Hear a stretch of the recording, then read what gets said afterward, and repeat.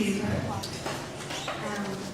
My speech is going to be in English, because you have a choice of English or Irish, and the translator is going to be English. I'm going to keep it short to be everybody's friend, because we've had a long day, very interesting speeches, but I think everybody's tired and looking forward to dinner now. I'm honoured to be among you this evening, and I'm delighted to be participating in the event, and welcome. It's my first time going to this beautiful island, so today will be very exciting for me, and I want to thank the organisers, and also thank our translators who I've been dependent on all day, who've been doing a good job. So to tell you about Sinn Féin and Ireland's economic situation, well, many of you will know that Sinn Féin is an all-Ireland party on the island of Ireland, which makes us unique. But since the 1920s, Ireland has been partitioned after a war with Britain, after many centuries of being colonised. So the British Army removed, but not from the entire island. Sinn Féin, for many years, we too were called criminals, are now in government in the north of Ireland, where we're in a power sharing agreement with the largest party representing those who still wish to maintain the union with Britain. So at times it can be quite fraught. In the south of Ireland, we're the fastest growing party of opposition. In the last election, we increased our members of Parliament from 5 to 17, and in the polls, we are consistently growing. So Ireland is a small island, but because it is partitioned, we have 2 economies, 2 jurisdictions, and 2 currencies. The Sinn Féin's goal is to unite Ireland by democratic, peaceful means, and the last number of years we've been trying to do this through economic means. And we've tried to convince people that the consumption powers of 6 million people and taxation take of 6 million people will be far better for a domestic economy than the split that exists now. In the north, the government does not have fiscal decision-making powers. It would be very like Sardinia in that respect. We don't get to make tax rates. They're made in London. The money is collected from the north, but then it is sent back to us from Westminster in the form of a block grant that the Assembly there has to administer. So for the last number of years, Sinn Féin has been seeking the devolution of fiscal powers from to Westminster. Ironically, the south of Ireland has sovereignty for many years, but the last number of years we've been handing away our decision-making powers with regard to taxation and also public spending. Tonight I'm not going to talk about the United Ireland economy, but I want to focus on the southern state, which is meant to be sovereign but has now ceded economic powers to Europe, the IMF, and of course the World Bank. First, I'll give you an overview of how Ireland came to be in the Troika programme, and then I'll discuss the limitations that that places on us as a sovereign. I don't know how familiar you are with the Irish economy. It's probably far more familiar now, because for the last number of years, the Istadu has dominated the headlines as the euro crisis has worsened. For anybody seeking to achieve and maintain economic independence, the south of Ireland is a case study in why you should not dilute the tax base in your state. In the Celtic Tiger years, as they were called, Ireland experienced a huge construction boom, and during this era, the government ran a pro-cyclical taxation policy. So tax receipts boomed, and the government used tax surplus to dilute the stability of the tax base. So direct tax on employment and business profits were reduced, and in every election, the main establishment parties vied with each other to reduce taxes on workers further, so they made promises to get elected. Our indirect taxes like VAT and stamp duties rose. The contributions from employers were also reduced, and workers' tax rates fell from 26% and 48% to then 20% and 41% to lower and higher earners, which is very low by European standards. Wealth taxes were also affected. Not wealth taxes that you'd be familiar with, the wealth taxes that we have, like capital gains tax. In the early part of the 2000s, the then Finance Minister started agreeing to slash our capital gains tax from 50% to 20%. And this tax cut spurred on property speculation along with those tax rates. Of course, no economy can sustain itself in production alone, and everybody knows that now. But despite countless warnings, the Irish government only came to this realisation in 2007 when the property market dipped. By 2008, problems in the banks had started to mount, and by the end of that year we faced a perfect storm, a collapse in taxation, and banks that were about to go into. The government called an emergency budget, and banks will hear what is now infamous a full state guarantee. Throughout 2009, the government made changes to taxation policy, attempting to move it away from indirect taxes and back onto workers.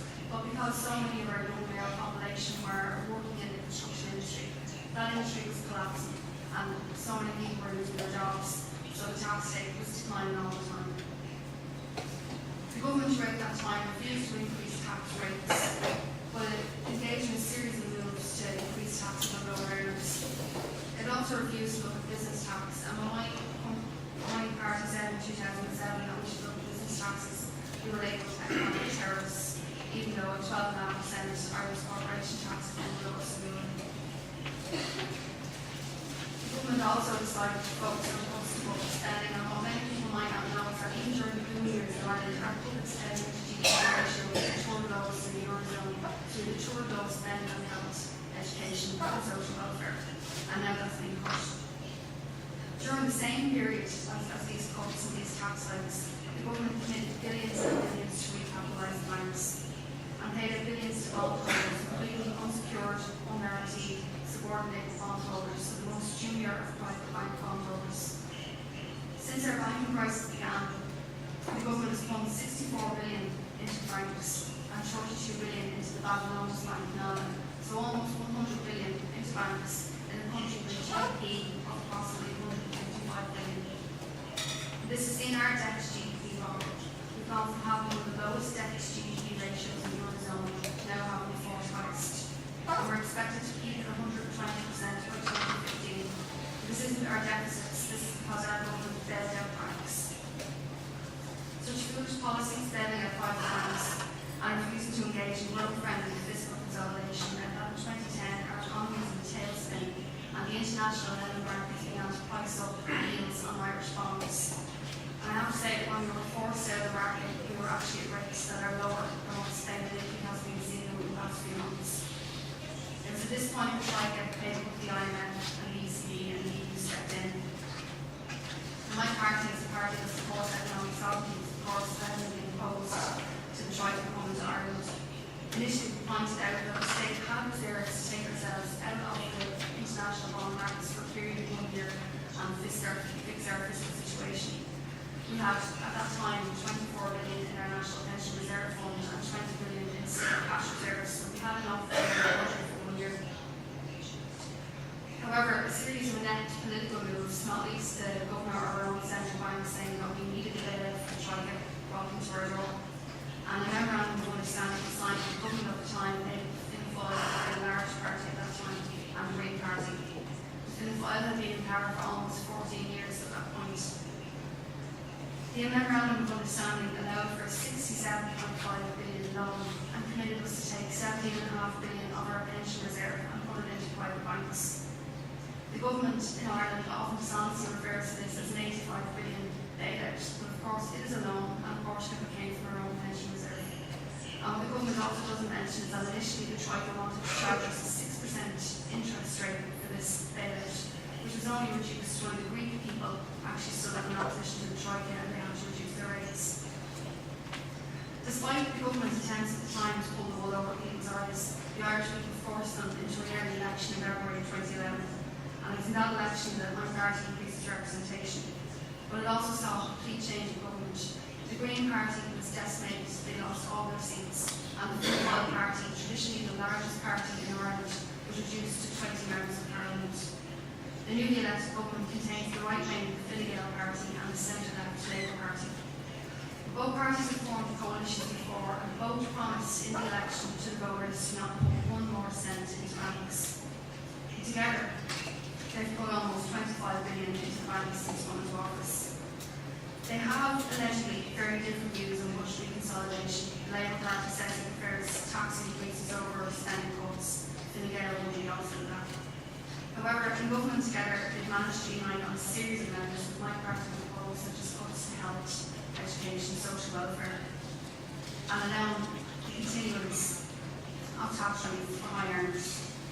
Both parties also fought the election on a platform of opposition to the Troika memorandum of understanding, but little has changed in the implementation of the programme since the new government came to office. Ireland still has to reach a 2% stability and growth pact measure by 2015, and to do this, the Troika programme will set out a series of measures which are reviewed quarterly. So every 3 months it comes to the Department of Finance in Ireland and goes to our books. And these include includes spending cuts to welfare, education and health in some detail and additional taxes. This year saw the introduction of a household charge of €100 per household. And while that might not seem like a lot to people, I was explaining to one of your colleagues earlier on that during the boom, many Irish people, my family included, bought average small houses for €300,000 and we pay astonishingly in excess of €40,000 for our houses. So many people feel that they pay tax on their homes, and we know that the household charge is the forerunner of our property tax, which is coming next year of €1,000 per house, in addition to water charges. The Troika also wants us to review the universal provision of certain welfare payments such as pensions and children's allowance. And for those of you who don't know, children's allowance in Ireland is a monthly payment made to the child, and it's made in recognition of the fact that the Irish state does not provide free healthcare, free education or free childcare for children. The Troika wants us to go that. Each time they come to Ireland, the Troika's representatives now have to meet with members of opposition parties after our party's mandate. I've been in these meetings with the party and I've found it losing. It's clear to me that the IMF, with the super seniority status as creditor, has a very different view to how fiscal consolidation should be achieved to that of the ECB and the EU. If you'd asked me a number of years ago who I prefer to be as a creditor, it would not be the IMF. Their history in Latin America and East Asia is well documented. However, I'd go so far now to say that in comparison to the EU and the ECB, the IMF has a far more pragmatic view of how economies can be recovered. It's clear that they view fully repaying the private bank bond holders as a ludicrous policy, and this is something that they advised Iceland on, whereas the EU and ECB supported. What has also been interesting from a political point of view is that upon receiving the new mandate, the government elected in Ireland in February 2011 was in a position to renegotiate aspects of the memorandum of understanding with the Troika. They stated this, but they chose not to do so fully. The Troika said quite clearly that it's the government that has chosen to pursue spending cuts over tax increases and certain forms of taxation over others. This is fascinating because every budget measure in Ireland that is considered unpopular is blamed on the Troika, so it's can't get a close with government. Now, I don't want anyone to think that means the Troika are our friends. The Troika quite clearly have their own ideological agenda that they wish to see implemented.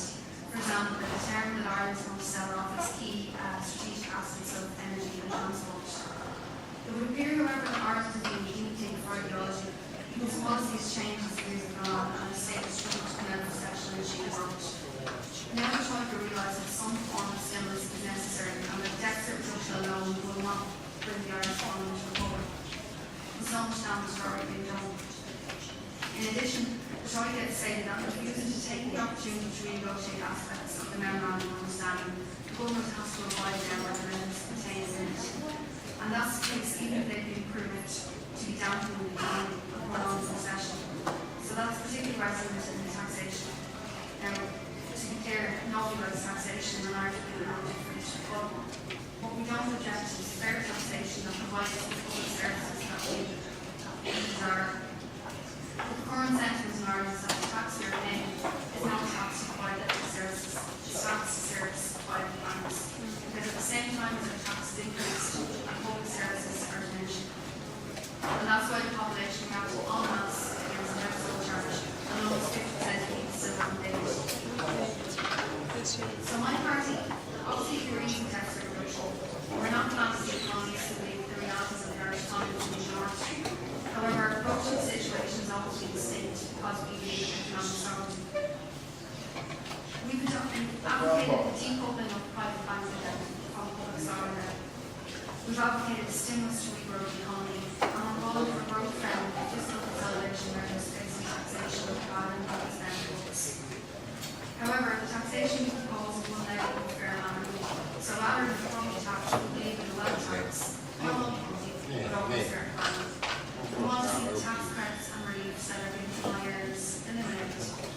We want to see a fair system of business taxation that doesn't stymie growth, it doesn't ensure that businesses pay their fair share, and want employers to pay the European norm of social security for their employees. Our proposals meet all of the government's deficit targets and the Troika's year on year, but don't hit lower earners if we feel that it's a challenge. with these economic sovereignty principles in mind, we proposed the recent EU treaty referendum, because we felt that the imposition of the treaty requirements of 25% structural deficit rule, 120 debt rule, and the ability of the nations to find other nations who impinge on the treaty rules, further impinged on the ability of the Irish state and any state to run its own budgetary affairs. We've spent the last 2 years under a Troika agreement. Sinn Féin does not want to see Irish economic sovereignty further impinged in the future. Unfortunately, we lost the treaty debate in Ireland because our opponents and the government used fear to motivate people to vote for them. Threats of funding independence and vicious budgets were made by government ministers right in the days before the election, and they won the day. So to conclude, which I'm sure I'm really happy, at this point in time, Ireland North and South does not have economic independence. The North of Ireland is still controlled by the British Exchequer, and the South by a Troika programme, which remains largely unchallenged by the public opinion. On both parts of the Ireland, the Sinn Féin party is working towards fiscal sovereignty. In the North by reclaiming tax decision-making powers, and in the South by proposing measures to reduce the deficit, which will remove the Troika from Ireland, and also then to remove the complicit governments in office. And ultimately, we're working to unite the country of Ireland so that we can forge ahead together economically and politically as one unified state. So as I say in Ireland, we're really not always dysfunction.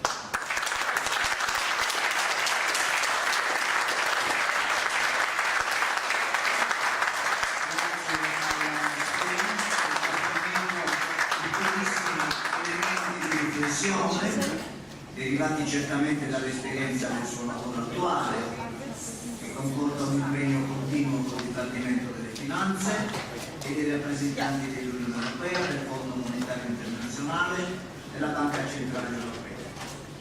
E insieme sorvegliano l'adozione del programma finanziario attualmente in vigore, che costituiscono anche per noi sardi un esempio di gestione e di amministrazione dell'economia.